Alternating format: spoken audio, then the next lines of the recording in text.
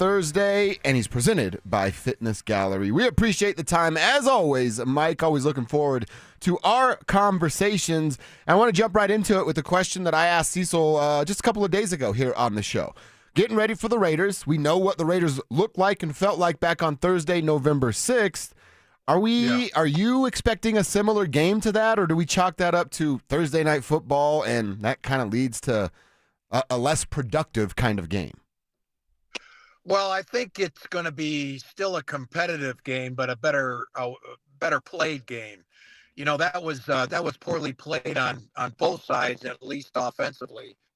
I think both offenses will play better because it's not that Thursday night, syndrome.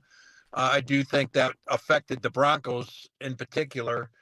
But I do think that the Raiders are going to play the Broncos tough. You know, it might be 10-7 at halftime, if it's like all the other Bronco games. Right. And then we'll see about the second half. But it'll be better played. I think Bo and the offense have a little bit more rhythm, a little bit more confidence. They'll play better. But the Raiders have an average defense. They're ranked in the middle of the pack defensively in most of the categories.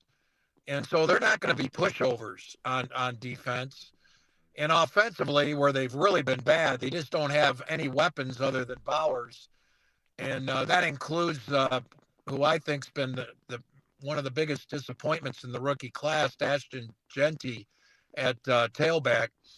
And the fact that Geno Smith hangs onto the ball as long as he does, he's not very mobile. That sits in the Denver defense's favor, what they do well, which is bring pressure on the quarterback.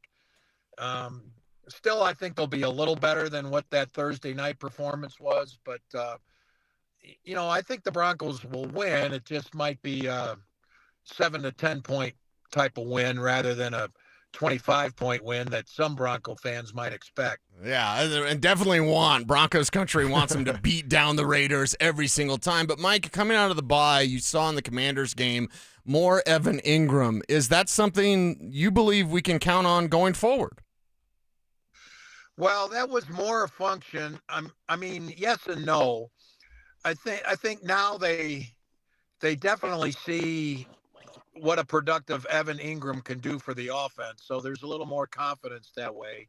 And they may dial up his number a time or two.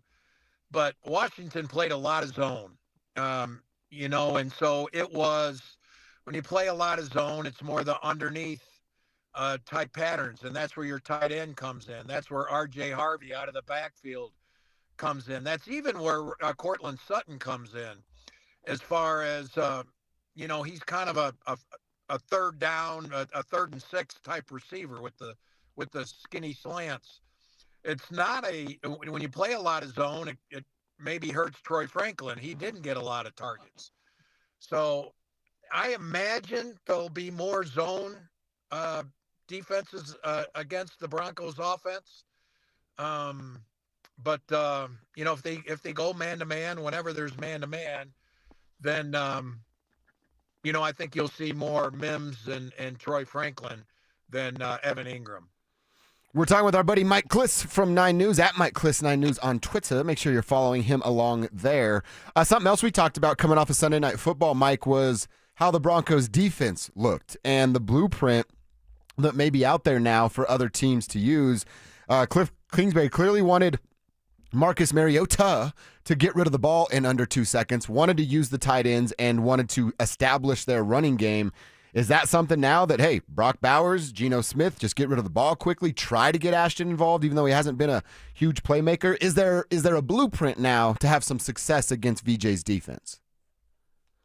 Well, they will try to get rid of the ball quickly. I mean, that's how everyone does attack that Denver defense now. They have for, it seems to me, the last 5 or 6 weeks, because bringing pressure is definitely their strength. I mean, it's scary to opponents how much the Denver defense brings pressure. The one variable that Washington had as far as the run game goes that the Raiders aren't going to have is a mobile quarterback.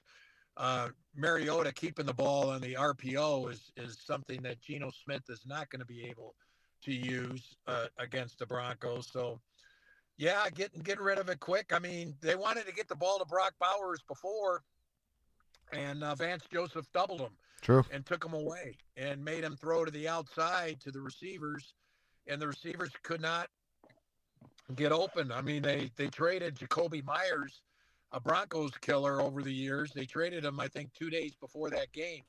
Thank you very much, John Spytek and Pete Carroll for that one. So, and as far as running the ball, it doesn't seem like the Raiders have been able to run the ball very well. Washington has been able to run it with Rodriguez. Mhm. They were running the ball well before the Bronco game, and they just had an extension of that. So the Denver defense is not it's not the 85 Bears. It's not the 77 Broncos. It's not the 15 Broncos. It's a real good defense. It brings a lot of pressure on the quarterback. That's the strength. But overall, it's going to be interesting watching this defense down the stretch after this game when you've got Jacksonville, Green Bay, the Chiefs on Christmas night in Arrowhead, and the Chargers. Those are going to be four big tests for the defense. See where they finish up. They're still going to be, I think, a top 6 or 7, but they're not number one in any of those categories. All right, Mike, for the life of me, and I know Elijah Moore's game. I'm very, very familiar with it, of course, when he came out as a second rounder a few years ago. I don't understand this fascination the Broncos have had with getting another wide receiver. But tell us your thoughts on why the move was made to add Elijah Moore. Yeah, there wasn't a real need at receiver. I mean, you can argue there was a need at slot receiver, but Sean Payton doesn't really use the slot that much. You know, he doesn't use Brandon Stokely or Wes Welker, and but here's your season is going to carry on here. It's pretty sure that the Broncos are going to play into mid January anyway. And the Chiefs did this the last couple of years when they won 3 Super Bowls and got to 5 in the last 7 years. And they were always picking up kind of name receivers that people knew and said, boy, that guy's pretty good. And they picked him up and they'd they'd stash him on the practice squad. And then sure enough, as the season gets long, you lose a talented player or two. Well, now you've got a guy who's a pretty good player, Elijah Moore, pretty good receiver that can come in off the practice squad late in the season. I think you're going to give him a couple weeks yet before you start using him. He's got to catch up on the playbook. But it's an insurance. Elijah Moore is a good player who's insurance as you get deeper into the season. The season is going to be extended here, it looks like, in Denver. And so you pick up talent that you can use in the postseason and maybe the last couple of weeks of the season. Mike, real quick, I wanted to throw this. Cecil and I kicked this around too, and we know without J.K. Dobbins, the running game has dropped off a bit. Will we see a bit more of running from Bo Nix, or is that is the juice not worth the squeeze if you're a guy like Sean Payton because of an injury concern? Yeah, you let Bo do his instinctive thing, his feel thing. You don't design it. Maybe you design one once in a while, but Bo seems to be pretty good instinctively on when to run and when not to. He does it. The last game it looked like he ran a lot. He only ran twice for 16 yards. That 11-yarder was big and picking up a 3rd and long. I think you don't put handcuffs on him running the ball, but you don't call plays for him running the ball either. He seems to know. That's one of his traits is he's got an awareness about him, and that's why he's good at the end of each half. He's got an awareness about him where his feel is a strength. All right, we are always looking forward to a Raiders game, especially one with the significance that this one has on it. Always looking forward to talking with our buddy Mike Klis. Follow him on Twitter at Mike Klis 9 News. You can read him at 9news.com/sports. Mike, always appreciate your time, man. Keep up the great work, and we'll talk again soon.